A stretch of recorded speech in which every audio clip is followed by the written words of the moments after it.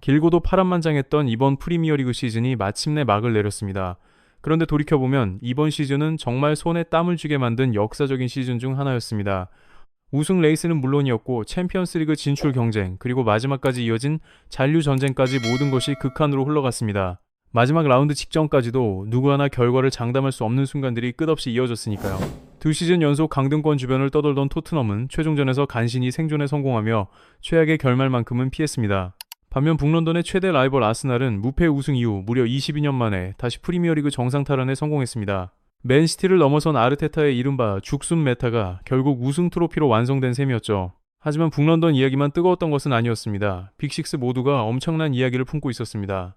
시즌 개막 전 우승 후보 1순위로 평가받던 리버풀은 예상과 다르게 흔들렸고, 당연히 챔피언스리그 진출권을 차지할 것이라 여겨졌던 첼시는 수차례 감독 교체 속에 기대 이하의 결과를 남겼습니다. 오히려 아모림 체제에서 무너져가던 맨유는 임시 지휘봉을 잡은 캐릭이 분위기를 바꾸는 데 성공했고, 다음 시즌부터는 정식 감독 체제로 이어지게 됐습니다. 그 사이 빌라는 에메리의 마법 같은 지도력으로 유로파리그 우승을 차지했고 리그에서도 돌풍을 일으켰습니다. 그리고 무엇보다 가장 강렬한 반전의 주인공은 본머스였습니다. 시즌 시작 전까지만 해도 강등권 후보라는 평가를 받았던 팀이 구단 역사상 처음으로 유럽 대항전 무대 진출까지 이뤄냈습니다. 순위표를 펼쳐보면 마치 모든 예측이 뒤집힌 듯한 느낌이 들 정도였습니다.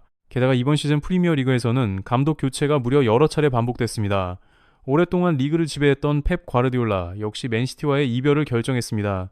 감독들뿐 아니라 시대를 상징하던 선수들 역시 마지막을 준비하고 있었죠. 킹살라와 베르나르도 실바, 그리고 맨유의 카세미로까지 핵심 선수들이 팬들과 작별 인사를 나누게 됐습니다. 이처럼 강렬한 이야기들이 겹쳐지다 보니 팬들 사이에서도 이번 시즌이 역대 최고 수준이었다는 반응이 쏟아졌습니다. 예상대로 흘러간 장면이 거의 없었다고 해도 과장이 아니었습니다. 특히 우승 경쟁 못지않게 잔류 싸움 역시 엄청났습니다. 시즌 마지막까지도 누가 떨어질지 아무도 알 수 없는 분위기였죠. 토트넘 팬들의 심장은 아마 시즌 내내 쉴 틈이 없었을 겁니다. 다행히 토트넘은 마지막 경기에서 살아남았습니다. 만약 강등됐다면 핵심 선수들의 이탈은 피하기 어려웠을 것이고 구단 전체가 거대한 위기에 빠졌을 가능성도 컸습니다. 노팅엄과 리즈, 크리스털 팰리스처럼 강등 경쟁을 펼치던 팀들은 이미 승점 40점을 확보하며 조기에 잔류를 결정지었습니다. 하지만 토트넘과 웨스트햄은 6만석 규모 경기장을 보유한 팀이라는 사실이 믿기지 않을 정도로 시즌 끝까지 강등권 바로 위를 맴돌았습니다. 특히 이번 시즌 토트넘은 살아남았다고 해도 빅식스 역사에서도 손꼽힐 정도로 처참한 기록들을 남겼습니다. 지난 시즌에는 17위까지 추락했어도 유로파리그 우승이라는 결과가 있었죠. 손흥민의 라스트댄스를 아름답게 장식했다는 평가도 가능했습니다. 하지만 이번에는 달랐습니다. 레비 체제가 끝난 뒤 첫 번째 프로젝트는 성과를 보여주지 못했고 모든 타이밍은 어긋났으며 경기력은 계속 무너졌습니다. 시즌 전체를 놓고 보면 팀 자체가 붕괴됐다고 표현해도 이상하지 않을 정도였습니다. 리그에서는 15경기 연속 무승을 기록했고 홈 성적은 리그 최하위권이었습니다. 무려 111년 만에 최악의 홈 성적이라는 기록도 나왔습니다. 또한 구단 역사상 역대 최다 패배 기록에 가까운 흐름까지 이어졌습니다. 감독 역시 프랭크와 투도르 그리고 데제르비까지 3명이 지휘봉을 잡았습니다. 시즌 내내 팀 내부는 혼란 그 자체였습니다. 그런데 문제는 감독 교체만이 아니었습니다. 부상 이력이 있는 선수만 24명이었고 이 선수들만 모아도 베스트 11 구성이 가능할 정도였습니다. 장기 부상자도 많았습니다. 경기마다 평균적으로 6명 이상이 부상으로 빠졌으니까요. 그렇다고 겨울 이적 시장에서 대대적인 보강이 이루어진 것도 아니었습니다. 갤러거와 소우자 2명이 전부였습니다. 프랭크 감독 경질도 계속 미뤄졌고 결국 적절한 시기마저 놓쳐버렸습니다. 주장 로메로 문제도 있었습니다. 중요한 순간마다 팀을 떠나 있었고 시즌 종료가 남은 상황에서도 갑작스럽게 아르헨티나로 향했습니다. 강등이 걸린 중요한 시점에 주장까지 자리를 비우는 상황은 팬들 입장에서 쉽게 납득하기 어려웠습니다. 그래도 현재는 데제르비 체제가 들어오면서 간신히 산소호흡기를 단 상태라고 볼 수 있습니다. 그러나 진짜 문제는 다음 시즌입니다. 과연 이 팀이 다시 올라설 수 있느냐는 것이죠. 북런던 라이벌 아스날은 리그 우승과 함께 프리미어리그 역대 최고 수준 매출을 기록했는데 토트넘은 정반대 흐름이 이어졌습니다. 돈은 쓰고 있는데 성과가 따라오지 않으니 손실만 누적되는 구조였습니다. 2020년 이후 6시즌 연속 적자가 쌓였고 누적 손실은 거의 9천억 원 수준까지 도달했습니다. 팬들 입장에서도 마냥 미래를 낙관하기 어려운 이유였습니다. 이번 시즌 초반 썬더랜드의 상승세는 상당히 강렬했습니다. 한때는 상위권 자리까지 치고 올라갔으니까요. 그래서 프리미어리그로 승격한 팀은 다음 시즌 곧장 다시 떨어진다는 익숙한 공식도 이번에는 깨져버렸습니다. 그리고 한국 팬들 입장에서는 어느 시즌보다 복잡한 감정이 겹쳐질 수밖에 없는 해였던 것 같습니다. 손흥민이 떠난 뒤 맞이한 첫 시즌이기도 했고 여기에 황희찬까지 강등이라는 결과를 맞았기 때문입니다. 만약 이강인이 프리미어리그 무대로 오지 않는다면 또는 황희찬이 다른 팀으로 이동하지 않는다면 당분간 프리미어리그에서 한국 선수들의 모습을 보기 어려울 가능성도 있습니다. 현실이 그렇게 된다면 공백은 상당히 길어집니다. 무려 영사공후 시즌 이후 21년 만에 한국 선수가 없는 프리미어리그가 되는 셈입니다. 물론 희망은 남아 있습니다. 양민혁과 박승수 같은 젊은 자원들이 있으니까요. 다만 양민혁 역시 임대를 마치고 돌아온다 해도 토트넘 1군에서 즉시 자리를 차지할 수 있을지는 아직 알 수 없습니다. 박승수 또한 뉴캐슬 1군 무대까지는 조금 더 시간이 필요해 보입니다. 그리고 이번 프리미어리그를 가장 뜨겁게 달군 이야기를 하나 꼽으라면 결국 우승 경쟁이었습니다. 마지막 순간 우승팀은 결국 아스날이었죠. 아르테타는 3번 연속 준우승 끝에 마침내 정상에 올랐습니다. 사실 지난 몇 년 동안 아스날 팬들의 답답함은 상당했습니다. 이번에는 될 것 같다는 기대가 생길 때마다 늘 마지막 고비에서 무너졌기 때문입니다. 그런데 이번 시즌은 이전과 분명히 달랐습니다. 시즌 시작 전만 해도 많은 시선은 아스날 압도적 우세를 예상하지 않았습니다. 오히려 리버풀이 가장 강력하다는 평가가 많았습니다. 직전 우승도 있었고 엘케피르츠와 스프링퐁이 합류했고 시즌 막판에는 이사까지 더해졌기 때문이었습니다. 그리고 그 뒤를 맨시티와 아스날이 추격하는 그림이 예상됐습니다. 그런데 막상 시즌이 시작되자 예상과는 다른 방향으로 흘렀습니다. 리버풀이 흔들리기 시작한 겁니다. 영입 자원들의 경기력도 기대치에 미치지 못했고 슬롯 감독 역시 전술적인 약점이 드러났습니다. 리버풀이 내려앉으면서 구도는 자연스럽게 아스날과 맨시티의 양강 체제로 압축됐습니다. 그런데 묘한 점이 있었습니다. 이 장면이 너무 익숙했던 겁니다. 아스날이 중반까지 앞서가고 맨시티가 후반기에 무섭게 따라붙는 그림. 이미 몇 년 동안 반복된 이야기였으니까요. 2-3 시즌을 떠올려보면 더 선명합니다. 당시 아스날은 무려 248일 동안 선두 자리를 지켰습니다. 프리미어리그 역사상 최장 기록이었습니다. 그러나 맨시티가 후반기 12연승을 몰아치면서 모든 걸 뒤집었습니다. 그 다음 시즌 역시 결과는 준우승이었고 격차는 단 2점이었습니다. 그리고 지난 시즌에는 맨시티가 흔들린 틈을 슬롯의 리버풀이 차지했습니다. 그래서 이번 시즌도 4월에 아스날이 3패를 기록하고 맨시티가 전승 행진을 이어가자 많은 팬들은 익숙한 결말을 떠올렸습니다. 또 같은 흐름으로 가는 것 아니냐는 반응이 쏟아졌죠. 하지만 라이스의 말이 맞았습니다. 이번은 다르다. 실제로 아스날 선수단은 어느 때보다 승리에 대한 정신력이 강했습니다. 무엇보다 아르테타가 자신의 약점을 확실히 수정했습니다. 이전에는 선수 기용에서 지나치게 고집스럽다는 평가가 있었고 교체 타이밍도 느리다는 지적이 적지 않았습니다. 하지만 이번 시즌에는 그 부분이 확실히 달라졌습니다. 부상으로 계속 전력이 빠지는 상황에서도 승점을 꾸준히 챙겨냈고 훨씬 현실적인 운영을 보여줬습니다. 특히 시즌 막판 수비 라인이 흔들리자 스켈리를 과감하게 미드필더로 배치하며 새로운 해법까지 만들었습니다. 팬들 사이에서는 이런 변화가 우승을 완성한 마지막 퍼즐이었다는 평가도 나왔습니다. 교체 카드 활용 역시 완전히 달라졌습니다. 예전에는 지나치게 신중하다는 비판이 많았지만 이번 시즌 아르테타는 적극적으로 승부수를 던졌습니다. 실제로 아스날 교체 자원들이 만들어낸 공격 포인트는 무려 38개였습니다. 5대 리그 전체 1위였습니다. 아스날 공격진은 압도적인 월드클래스 한 명에게 의존하는 구조는 아니었습니다. 대신 여러 공격 자원이 고르게 힘을 발휘하는 방식이 강점이었습니다. 마르틴은 교체 출전 속에서도 시즌 전체 2자릿수 득점을 만들었고 경기력 논란이 있었던 요케레스도 결국 이번 시즌 20골을 기록했습니다. 결국 기록이 모든 것을 증명한 셈이었습니다. 그리고 아스날의 진짜 무기는 따로 있었습니다. 바로 세트피스였습니다. 이번 프리미어리그는 그야말로 세트피스 중심 흐름이 강했던 시즌이었습니다. 코너킥과 롱스로인, 그리고 세컨드볼 상황에서 나오는 득점들이 눈에 띄게 늘었습니다. 그 중심에는 언제나 아스날이 있었습니다. 우리가 2010년대 내내 함께 지켜보며 열광했던 얼굴들이 이제는 조금씩 무대 뒤편으로 사라지고 있습니다. 이미 클럽은 지난해 클럽을 떠났고 지난 시즌에는 손흥민과 데브라이너 역시 프리미어리그와 작별했습니다.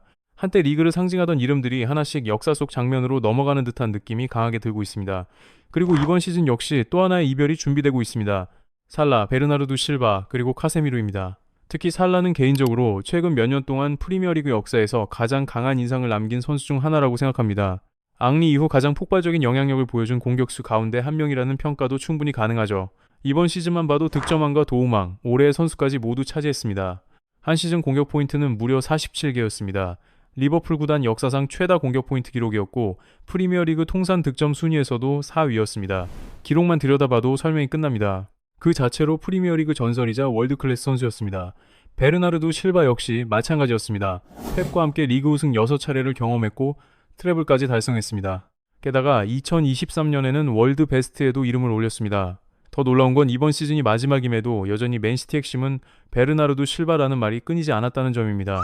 그런 이야기가 나온다는 것 자체가 얼마나 뛰어난 경기력을 유지했는지 보여주는 장면이었습니다. 카세미로 또한 맨유에서 보낸 시간이 길지는 않았지만 한 시대를 대표했던 미드필더였습니다. 그리고 이번 시즌 캐릭 체제에서 다시 살아나는 모습을 보여줬습니다. 맨유 팬들이 카세미루 잔류를 간절히 바랐던 이유도 여기에 있었습니다. 이렇게 익숙했던 이름들이 차례로 무대를 떠나는 모습을 보면 프리미어리그 역시 새로운 시대로 이동하고 있다는 생각이 듭니다. 그렇다면 이제 다음 세대 왕좌는 누가 차지하게 될까요? 많은 사람들이 가장 먼저 떠올리는 이름은 브루노 페르난데스일 겁니다. 이번 시즌 활약은 정말 엄청났습니다. 맨유가 리그 3위에 머물렀음에도 불구하고 우승팀 아스날의 라이스를 제치고 프리미어리그 올해의 선수상을 가져갔습니다.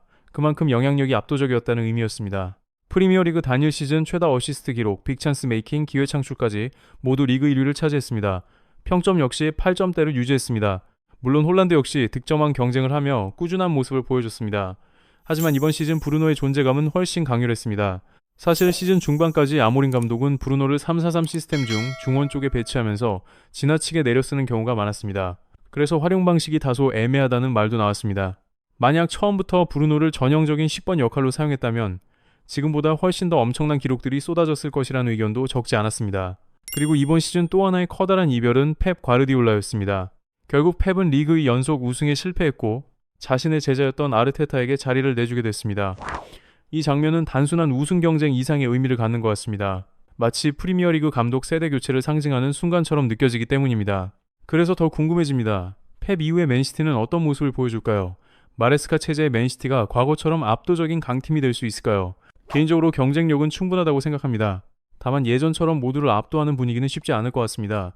결국 마레스카 역시 자신의 능력을 증명해야 하는 시간이 필요하기 때문입니다. 그리고 다음 시즌 역시 최고의 감독들이 총집결합니다. 오히려 감독들의 황금기가 열릴 가능성이 상당히 높아 보입니다. 이번 시즌에는 특히 빅클럽 감독 교체가 유독 많았습니다. 첼시는 마레스카에서 로세니어 체제로 움직였고 알론소도 합류했습니다. 맨유는 아모림에서 캐릭 정식 체제로 전환됐고 토트넘 역시 프랭크 임시감독 투도르를 거쳐 데제르비까지 이어졌습니다. 이번 프리미어리그 전체 감독 교체 횟수는 무려 10번이었습니다. 그런데 흥미로운 점이 있습니다. 이제 감독들은 단순히 성적 때문에만 평가받지 않는다는 겁니다. 보드진과의 관계, 라커룸 장악력, 구단 운영 철학까지 훨씬 중요해졌습니다. 누누 역시 노팅엄에서 나쁘지 않은 성과를 냈지만 마리나키스 구단주와 충돌한 뒤 바로 자리를 떠났습니다. 마레스카 역시 보드진을 공개적으로 비판한 이후 자진사임했고 맨시티행 이야기까지 나왔습니다. 아모림도 비슷했습니다. 성적이 좋지 않을 때는 버텼지만 결국 보드진과 권한 문제에서 충돌하자 상황은 완전히 달라졌습니다. 돌이켜보면 시즌 시작과 종료 시점을 비교했을 때 빅식스 가운데 무려 4팀 감독이 바뀌었습니다. 반면 슬롯은 여전히 리버풀에 남아있습니다. 그만큼 프리미어리그 판도는 끊임없이 움직이고 있습니다. 그리고 그 변화 자체가 프리미어리그를 특별하게 만드는 요소이기도 합니다. 알론소의 첫 프리미어리그 시즌, 캐릭의 정식 체제, 데제르비가 온전히 이끄는 토트넘, 그리고 마레스카의 맨시티까지 과연 새로운 시대 중심에는 누가 서게 될까요? 우승 경쟁도 강등 전쟁도 유럽 대항전 싸움도 이렇게 끝까지 뜨거웠던 시즌은 정말 오랜만이었습니다. 다른 리그에서는 우승팀이 일찍 결정되며 긴장감이 떨어지는 경우가 많습니다. 하지만 프리미어리그는 다릅니다. 매 라운드가 결승전 같습니다. 이번 시즌 역시 37라운드에서야 우승팀이 결정됐습니다. 그리고 리그 경쟁력 자체도 점점 더 강해지고 있습니다. 2026년 딜로이트 머니 풋볼 리그 자료에 따르면 세계에서 가장 많은 수익을 기록한 상위 20개 구단 가운데 무려 9팀이 프리미어리그 소속이었습니다. 유럽 개수도 여전히 1위입니다. 게다가 빌라가 유로파리그 우승까지 차지하며 챔피언스리그 진출팀도 6팀까지 늘어났습니다. 그리고 아직 챔피언스리그 결승에 아스날, 컨퍼런스리그 결승에 크리스털 팰리스까지 우승한다면 유럽 무대 역시 프리미어리그가 지배하게 됩니다. 최근에는 본머스와 브라이턴 같은 다크호스들도 꾸준히 등장하고 있습니다. 승격팀들 역시 예상보다 훨씬 좋은 경기력을 보여줬습니다. 이제는 쉬어가는 경기가 없습니다. 리그 전체 수준이 너무나 높아졌습니다. 다음 시즌 새롭게 합류하는 램반장, 램파드의 코벤트리, 그리고 10년 만에 복귀한 헐시티까지 또 다른 재미도 기다리고 있습니다. 결국 새로운 이야기, 예측할 수 없는 변수, 마지막까지 끝나지 않는 경쟁. 이것이 우리가 프리미어리그를 계속 보는 이유일 겁니다. 다음 시즌에는 또 어떤 역사가 만들어질까요? 그리고 펩 이후 춘추 전국 시대가 시작된 프리미어리그에서 과연 누가 새로운 왕좌를 차지하게 될까요? 여러분은 다음 시즌 우승 후보를 누구라고 생각하시나요? 댓글로 여러분의 예상과 의견을 남겨주세요. 함께 이야기 나눠보겠습니다.